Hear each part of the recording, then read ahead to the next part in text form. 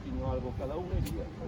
O proxecto xurdeu pois por gusto primeiro, porque tíamos ganas de querer facer un segundo equipo, e segundo igual por casi necesidade, porque hai moitísimos xogadores chavales novos que salen do Lalín, que por non ter posibilidade de ter un segundo equipo ou outro equipo aquí no Pobo, que se quedan sin xogar e se perden. Pois isto é un poquinho de apoio para Lalín para que sigan xogando os rapaces e a día de mañá pois que poden xogar no primeiro equipo. Estamos en trámites para ser filiales do Lalín. Agradecer aquí ao patrocinador, a Proquideza, a Juan,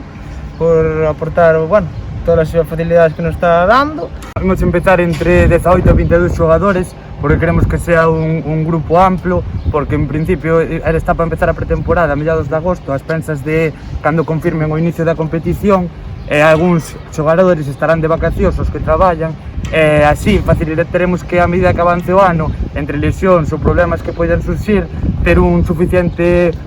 abanico de xogadores por trás, que nunca quedarnos colgados para outros anos cando se xogou en Lalín en segundos equipos, había xente que o deixaba por inconstancia e así, e quedábamos 10 ou 11 en xaneiro. Eso era malísimo para os que quedábamos e para os que se iban. Entonces, en medidas de evitar eso, queremos ter un grupo moi amplio, telos a todos motivados e que empecen a pretemporada entre 18 e 22 xogadores. Os xogadores moi xóvenes, os que lle queremos dar moito minuto para que vayan collendo experiencia no senior e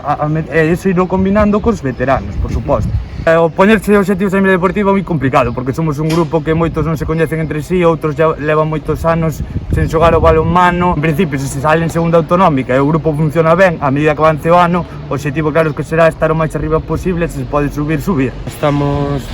moitos dos xogadores que estábamos xa en categorías base do Lalín, xente que xa leva anos xogando en segunda autonómica, como pode ser